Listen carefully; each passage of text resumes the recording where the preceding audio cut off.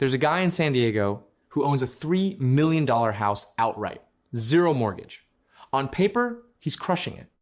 Net worth somewhere north of 3.5 million when you add up his 401k and some index funds. But here's what nobody tells you. He can't retire, not even close. Because when you subtract that house from the equation, he's got maybe $400,000 in actual money. He's 62, and he's still working 50-hour weeks because his property taxes alone are 30 grand a year, and you can't pay those with drywall equity. Meanwhile, there's a woman in Austin renting a $1,200 apartment with $850,000 in her Vanguard account. She quit her job at 47. Guess which one is actually a millionaire in the way that matters? Here's what I'm going to show you. The overwhelming majority of people who call themselves millionaires are only hitting that number because of their house. Strip out home equity, and suddenly we're not talking about 7% of Americans. We're talking about 2%. And that difference, that gap between being worth $1 million and having $1 million you can actually use, that's the entire game. That's what separates people who look rich from people who are genuinely financially independent. By the way, I built a free early retirement calculator because most online ones are mathematically wrong. It uses BlackRock and Vanguard logic to expose the weak points in your plan. And I only ask for your email to send the report, so I don't store any of your financial data. Link in the description. Let me tell you about a poker player I know who learned this lesson the hard way. Back in 2007, he was crushing the Vegas circuit, pulling in maybe $200,000 a year. He bought a house in Henderson for 500 grand. Felt like he'd made it. Fast forward to 2009 and the house is worth 320. He's still got 400,000 in his bankroll, still playing, still making money. But mentally, he fell apart. Why? Because on paper, his net worth had dropped by almost 200 grand, and he couldn't stop thinking about it. Every time he sat down at a table, he was playing scared. Here's the thing though. Nothing about his actual financial situation had changed. His liquid assets, the money that actually mattered for his lifestyle, and his ability to keep playing were completely intact.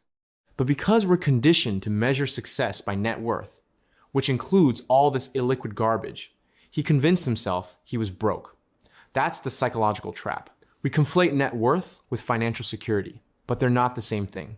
Let's establish the framework here. There are two types of millionaires, and only one of them matters. Type 1, net worth millionaires. That's everyone who owns more than they owe, and it adds up to 7 figures. Cars, houses, retirement accounts, that signed baseball card collection, all of it. According to UBS, there are roughly 24 million of these people in the United States. That's about 7% of the total population, or 9% of adults. Sounds impressive until you realize that most of them got there because they bought a house in the right zip code at the right time. Type 2, investable asset millionaires. These are people with $1 million in liquid wealth, money in accounts they can actually access, stocks, bonds, cash, retirement funds. Things you can convert to spending power without selling your primary residence or taking out a loan. That's only about 6 million people in the US, 2.3% of adults. That's the number that matters, because that's the group that could theoretically stop working tomorrow and still cover their bills indefinitely without liquidating their entire life. Now you're probably thinking, okay, but a house is still wealth, right? It still counts. And sure, technically, yes. If you own a $700,000 house outright, that's $700,000 of net worth. But here's the problem. You can't spend it. You can't invest it. You can't live off it unless you sell the house, take out a reverse mortgage, or borrow against it. It's locked up. It's like having a winning lottery ticket. You're not allowed to cash until you move out of your home. And for most people, their home is their single biggest asset, which means the majority of their net worth is trapped in something that doesn't generate income. It only consumes it. Property taxes, insurance, maintenance, utilities. Your house is an expense that happens to appreciate. That's very different from an asset that pays you. There's a story about 2 brothers in Seattle. Both worked in tech during the 90s and early 2000s. One of them, let's call him Eric, bought a house in Capitol Hill in 1998 for $300,000. Paid it off over 20 years, and by 2025, it's worth $1.2 million.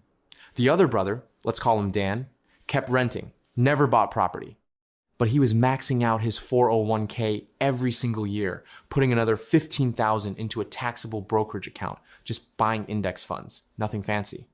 By 2025, Eric's net worth is $1.4 million, the house plus about $200,000 in retirement accounts. Dan's net worth is $1.1 million, all of it in liquid investments. On paper, Eric looks richer. In reality, Dan retired at 53. Eric is still working because he needs the income to maintain the house and cover his life. His wealth is trapped in a structure he lives in. Dan's wealth is working for him, generating passive income, compounding. That's the difference. Here's where it gets really interesting. When you look at the data on who these investable asset millionaires actually are, you start to notice patterns. They're not flashy. They're not driving new cars.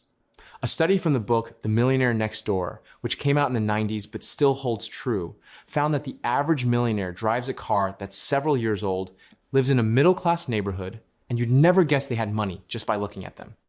The people who look rich, the ones with the big house and the least luxury sedan, they're often the ones with the least liquid wealth. Because they're spending everything they make, or worse, borrowing against their home equity to fund a lifestyle. They're net worth rich and cash flow poor. The actual millionaires, the ones with liquid assets, they're invisible. They're your neighbor in the modest ranch house who's been driving the same Honda Accord for 12 years. They just quietly put 15% of their income into a Roth IRA and a taxable account every year for 30 years.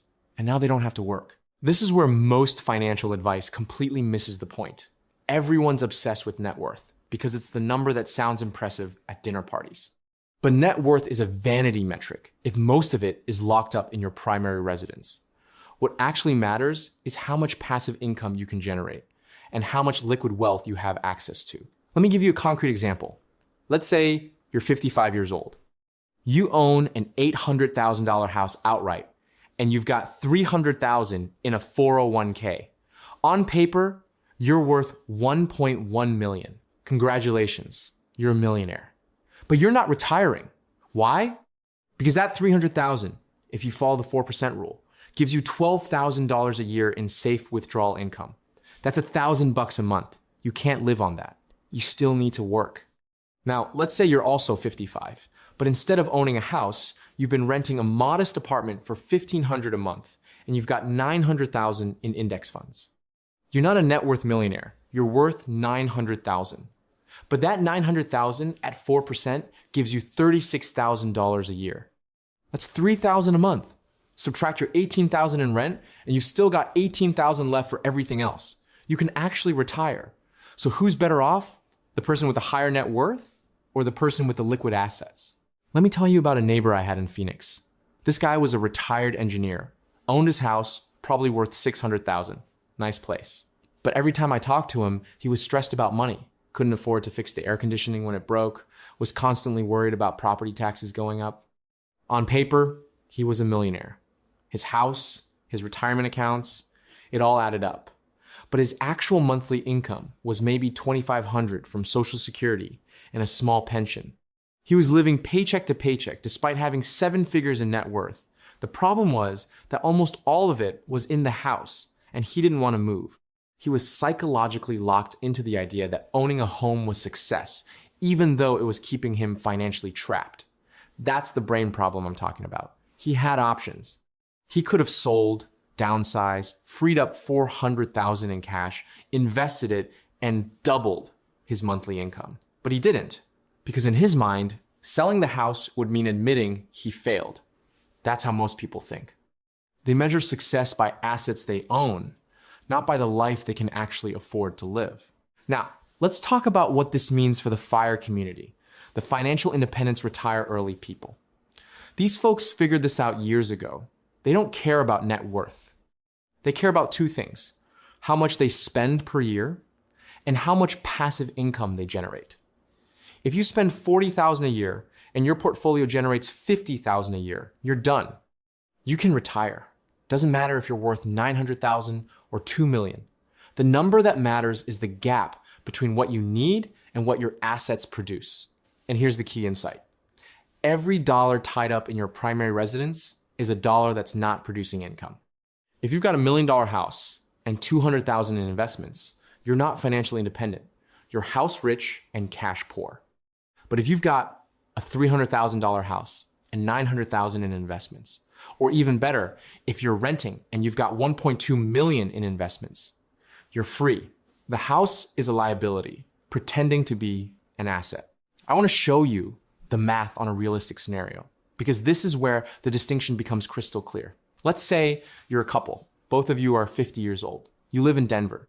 You bought a house in 2010 for $400,000. You've been paying it down, and by now you owe maybe $100,000 on the mortgage. The house is worth $850,000 in today's market. You've also been contributing to your 401ks, and between the two of you, you've got $400,000 saved. Your total net worth is $1.15 million. You're millionaires. Feels good. But let's look at the reality. That $400,000 in retirement accounts, using the 4% rule, gives you $16,000 a year in sustainable withdrawal income. That's about $1,300 a month. Your mortgage payment, even though you only owe $100,000, is still probably $800 a month when you factor in property taxes and insurance.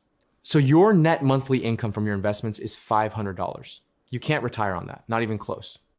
You need to keep working for at least another 15 years to build up enough in those retirement accounts to actually live off them. Meanwhile, all that equity in your house is just sitting there, doing nothing for you. It's not generating income. It's appreciating, sure, but you can't spend appreciation unless you sell. You're trapped. Now let's run the same scenario, but with a different strategy.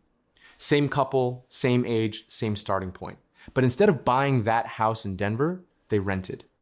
$1,500 a month, which over 15 years is $270,000 in rent payments. Painful, I know. But here's what they did with the money they would have spent on a down payment. Mortgage principal, property taxes, maintenance, all of it. They invested it consistently. They ended up with $1.1 million in their retirement accounts by age 50. Same net worth, roughly, as the homeowners. But now, at 4%, that's $44,000 a year. Subtract their $18,000 in annual rent, and they've got $26,000 left. That's $2,100 a month in free cash flow. They can retire right now. Same net worth. Completely different financial reality. Here's the comedic part. I was at a barbecue last year, and this guy starts telling everyone about how he's a millionaire now. He's maybe 58, super proud. He bought his house in the early 2000s in Orange County, paid $600,000. Now it's worth $1.3 million. He's got maybe $200,000 in his 401k. So yeah, net worth millionaire. Everyone's congratulating him. Then someone asks when he's retiring. He goes quiet and says, oh, probably not for another 7 or 8 years. Still need the income. And I'm standing there thinking, man, you're not a millionaire in any way that actually matters. You're just a guy who got lucky with real estate timing, and now you're locked into working until you're 65 because you can't access any of that wealth. The second comedic cutaway is this. I saw a YouTube comment once that said, I'm technically a millionaire if you count my house, my car, and round up aggressively. That's the level of cope we're dealing with here. People are so desperate to hit that 7-figure psychological milestone that they'll include anything with a resale value just to get there. Your furniture, your watch collection, the equity in your timeshare. It's all net worth, baby. But now you might be thinking, okay, so what about people who own their home and have liquid assets? Isn't that the best of both worlds? And yeah, sure, if you can pull that off, that's ideal. But here's the thing. For most people, the house is the thing that prevents them from building liquid wealth. Because the money that goes into a mortgage payment, into property taxes, into maintenance, that's money that doesn't go into index funds. And over a 30-year period, the compounding difference is massive. Let's say you're paying $2,000 a month in total housing costs for a mortgage. If instead you rented for $1,200 a month and invested the other $800, that's $9,600 a year. Over 30 years, at a 7% average annual return, that's $900,000. That's the opportunity cost of homeownership. Now, to be fair, your home is also appreciating, and you're building equity. But in most markets, the long-term return on residential real estate is like 3 to 4% annually. The stock market averages 10%. The math isn't even close. The psychological shift you have to make here is to stop thinking of your home as an investment and start thinking of it as a lifestyle choice. You buy a home because you want stability, because you want to customize your space, because you want to put down roots. Those are all valid reasons, but don't pretend it's some brilliant financial move. In most cases, renting and investing the difference is the smarter play if your goal is financial independence. The home is a hedge against rent increases and a forced savings mechanism, and that's valuable. But it's not the path to liquid wealth. Let me tell you about a guy named Ron, who I met through a business networking thing a few years ago. Ron's in his early 60s now, sold a small manufacturing business back in 2015 for about 1.8 million. Decent exit. But here's the thing.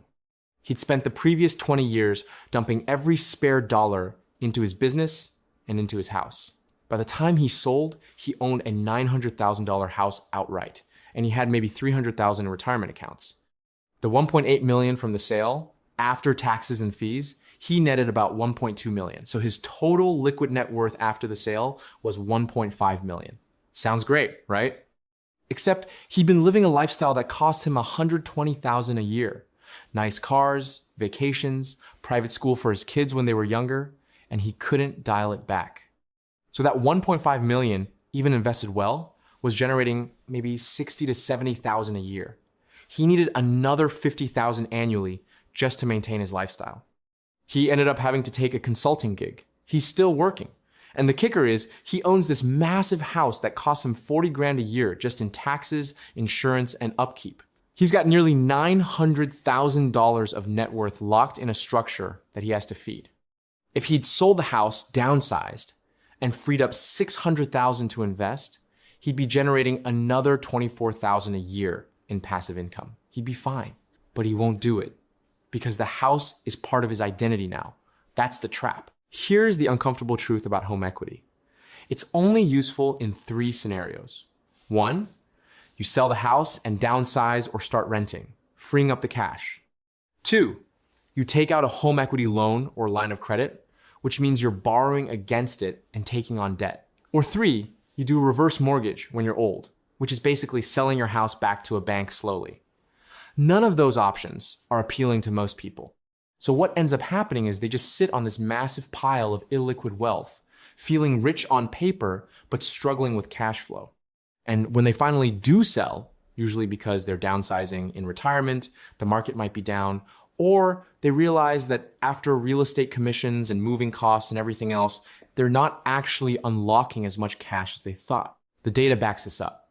According to research from the Federal Reserve, the median net worth for a household in the 55 to 64 age range is about $200,000. But here's the thing. The median home equity for that same group is $150,000. That means the median household approaching retirement has only about $50,000 in non-home wealth. $50,000. That's it. That's not enough to retire on. Not even close. These people are going to be entirely dependent on Social Security and maybe a small pension if they're lucky. They're millionaires in name only if you squint and include the house. But in terms of actual financial independence, they're nowhere close. Now, here's where this gets darker. The real estate market in the United States has been on an absolute tear since the 2008 financial crisis. Home prices have more than doubled in most markets. So you've got millions of people who bought homes in the 2010s and are now sitting on massive equity gains. A house they bought for $300,000 in 2012 is worth $600,000 now. They feel wealthy, but they haven't actually realized any of that gain unless they sell. And if they sell, they have to buy another house, which is also inflated, or start renting. So that wealth is theoretical. It only exists if they're willing to downsize or relocate to a cheaper market. And most people won't do that. They're psychologically anchored to their home. So you end up with this weird situation where millions of Americans are house-rich millionaires on paper, but functionally middle class in terms of their actual spending power. They're still working, still stressed, still one major expense away from financial trouble. The incentive structure here is fascinating too. The entire financial industry, all the banks and mortgage lenders and real estate agents, they have every reason to push homeownership. Because a mortgage is a 30-year annuity for the bank. They make a fortune on interest. And real estate agents make 6% commission on every sale. Nobody makes money when you rent and invest the difference. So the cultural narrative is that owning a home is the pinnacle of financial success. It's the American dream. And for a lot of people, it works out great. But for a huge percentage of the population, it's the thing that keeps them from ever achieving real financial independence, because all their wealth ends up locked in an illiquid asset that doesn't produce income. There's also this psychological phenomenon where people conflate their home's value with their personal success. Your house goes up by $50,000 in a year, and you feel like you earned $50,000, but you didn't. You just happened to own an asset that appreciated. You didn't create that value. The market did. And that appreciation is meaningless unless you sell. But people feel richer, so they spend more. They take out home equity loans to buy new cars or renovate the kitchen. They're borrowing against unrealized gains, which is insane when you think about it. And then the market corrects, like it did in 2008, and suddenly they're underwater on a loan they took out to buy a boat. That's not wealth. That's leverage masquerading as wealth. So let's come back to the original question. How many people are actually millionaires in a way that matters? Not 7% of the population, not even close. It's more like 2%. And even within that 2%, a lot of those people have their wealth tied up in retirement accounts they can't touch without penalty until they're 60.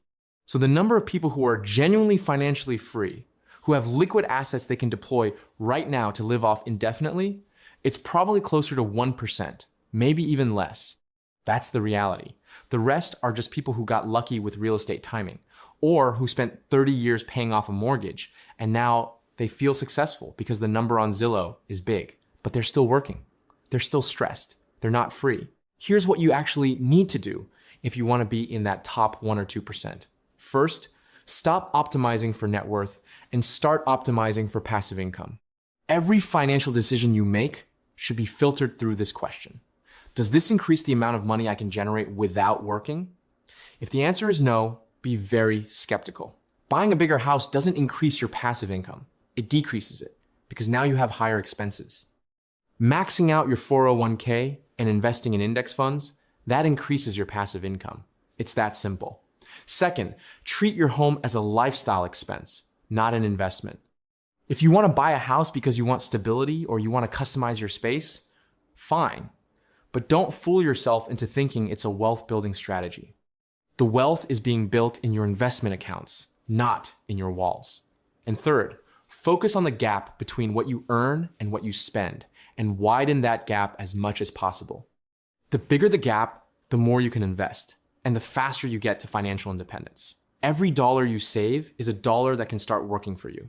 Every dollar you spend on lifestyle inflation is a dollar that's gone forever. Lazy investing built more fortune than crypto memes. Just consistent, boring, unglamorous index fund contributions for decades. That's the playbook. Not trying to time the market. Not buying the hot stock. Not speculating on real estate. Just putting 15 or 20% of your income into a diversified portfolio and ignoring it for 30 years. That's how you become an actual millionaire. Not the kind who has to tell everyone at parties. The kind who doesn't have to work. The people who figured this out early, they're the ones retiring at 50. The people who bought into the homeownership narrative and sunk all their wealth into their primary residence, they're working until 65 and hoping Social Security doesn't get cut. Same starting point, different decisions, completely different outcomes. And the gap between those two outcomes is only getting wider.